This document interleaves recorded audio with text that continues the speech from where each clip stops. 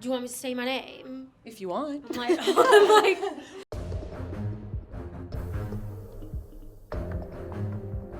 Hi, this is Ashley Victoria Robinson coming to you from the Popverse here at New York Comic Con 2024, and I am sitting with some of the most powerful people in the world of Dune Prophecy.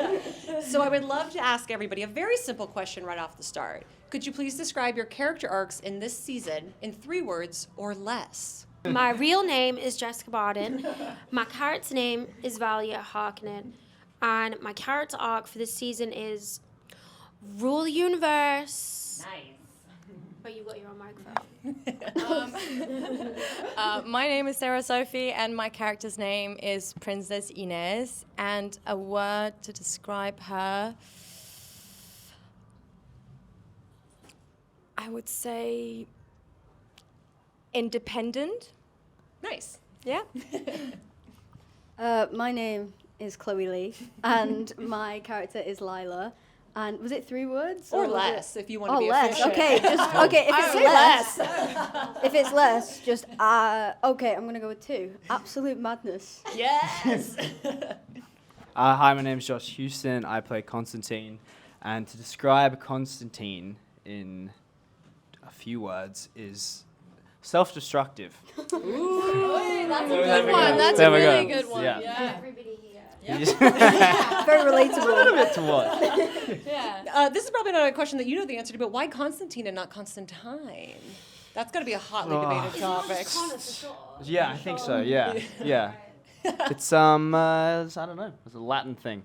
Nice. There we go. It's Latin, proper declension pronunciation. The world of Frank Herbert's Dune is so expansive. The Bene Gesserit are so cold and important. What was it like joining this world? Is there a lot of pressure, or is it exciting for you as performers?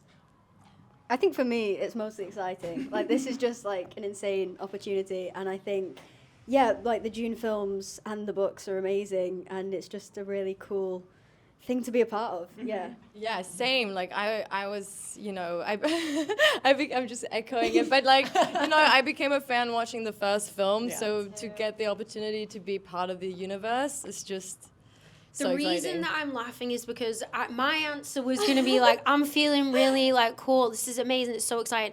But what you can't see is behind us, like there's the entire like, and I just watched this like all of Comic-Con, like everybody. I just watched like a fully grown woman walk by in a thong leotard, and I was like, at this point, I'm kind of nervous to be here. Like at this point, I'm like, That puts the pressure on. I'm like, I can't believe I did the self-tape and got the job. And now I'm just here. It's very, welcome to Comic-Con. You've seen the woman in the thong. She looked good.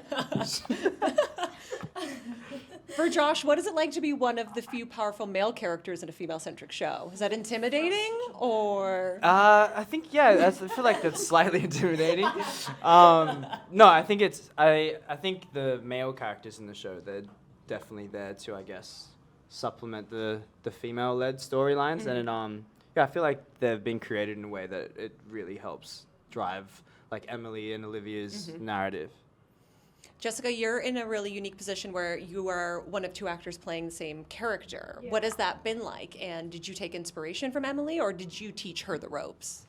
Look, here's the thing. No, I mean, it was kind of, it's interesting because on the one hand, like, she's like genuinely like one of the best actresses, like, that works, that is like in the industry. But then also it's kind of scary because like I could just be so bad compared to her. Like I could just be. No, but when you think about it, like they could be like, she was really good, but like why did they cast that person? Like what a mess. So it's just like a huge honor. I loved playing a psychopath with Emily. I just wish I could work with her. Like I want to do another job with her because I don't get to work with her on this. So in the world of Dune, the Harkonnens are a very controversial, it's a hot topic. Yeah. So I would love to know everyone's take. Harkonnens, good or evil? I mean, it's a complicated answer because we're not good. We are definitely evil, but we're a good kind of evil. Say more.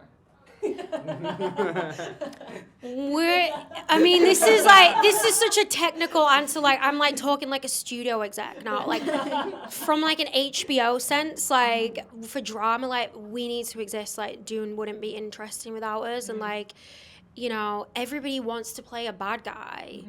And the Harkonnens are just basically the best at being bad. Ooh. It's like, Yeah. Love that. Wow. Okay, so for our Bene Gesserits, we all kind of have different powers that we see these characters display that are reflective of their personality. What is it like as actors to have to embody that on screen and just hope that it looks good in the end of the day? it's funny. I mean, I don't think I got to use the voice, unless I'm remembering wrong. You do have quite an intense physical scene, with no spoilers, in episode 2. This is true. But I think the voice must have been like a funny thing to, like, for you, Jess, to like. It's a mess, because on the day, like, you don't sound scary. Can you give us a? It's honestly, who I was explaining this to somebody in an interview the other day. Like, the thing about doing the voice is like, obviously so much of it is done in post-production, but when you're on the day, like maybe you have to like hold one of the lines for a longer amount of time, or maybe you're doing like an extreme close-ups. On the day, like you sound like a fool. And there's also a part of it where like if people with normal jobs were watching you act and do the voice, they would be like, this isn't real. Like, for real, like it's something that you would do when you were a kid. Like you're literally just going around being like, bring me the water. Like, like it's not a real. I'm like a real like 32-year-old woman like doing that for a job.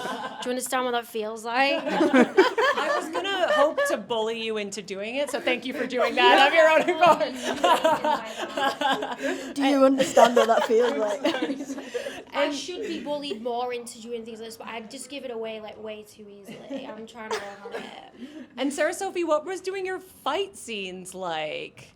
Sometimes with friends. It was incredible. I mean, we started training before we started filming, and we would train like several times a week and working with the people that also did the films. And they invented this whole fighting style, and it was incredible. And as my character's, she's a badass, and she's quite good at fighting, so it was a challenge for me to at least look good while doing it, but it was a lot of fun. It's so much fun. Like Yeah. I grew up running around my backyard pretending to sword fight, so now it's my job. I'm like, now you can career prep. Yeah, I was preparing. Yeah. 24 years in the making. Yeah.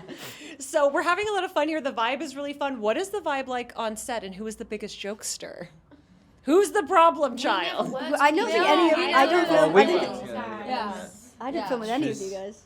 I think it was a lot. I mean, especially in the scenes where we were a lot of us together was fun, you know, and I think it was just a really No one's a jokester. No, Extremely professional. we were very professional, yeah. All the time. We did a lot of TikTok dances. Oh yeah, that was a big thing. We did a lot of TikTok dances, like with in the past girls, and then we would send them to these guys, and then they would like do them back, which was really fun. I was very jealous of that because whenever we saw done those both. dances, I was like, I want to be part of that too. There's a lot of them, and then Olivia like did this one of Emily and Jake. Oh yeah, like, that one's the Emily's best. in like the That full, one's the best. The full shebang. Yeah. Yeah, I mean, because this was also, you know, the sets are amazing for you guys to look at, but like, and they're amazing when you first get there, but like, you're kind of in a room just like this all the time. Like, you know, you're in a studio, and there's no fresh air or anything like that, so you kind of do need something to like, you have no sense of time when you're like filming something like this. Have these TikToks been posted? Will they be posted? When will they be posted? Where will they be posted? I don't think they're ever going to see the light of day. Somebody from apparently HBO did ask for behind the scenes stuff, and I was like, I have some behind the scenes stuff, but I don't think it's what you think it is. I'm yet to hear something, but I imagine they're probably planning like their own Comic-Con to really. There's gonna be a whole press schedule just for the TikToks. Yeah, I think so. Okay, so let's start an email campaign. He's emailing somebody right now.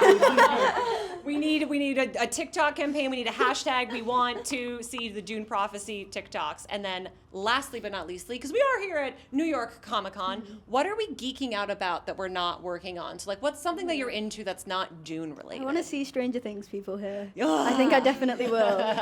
Yeah. That's what I'm looking forward to. I'm really into this like Tamagotchi. Tamagotchi stuff. Yeah, they're giving out Tamagotchis and like. I'm gonna get a Tamagotchi before the birth of my Yeah. second child. Be like, I'm just be Practice. like, I'm so busy. Like, here's the baby. Like, right, got it. Cool. Like, seems like a good priority to have right now. Thank you so much for joining us here in the Popverse at New York Comic Con.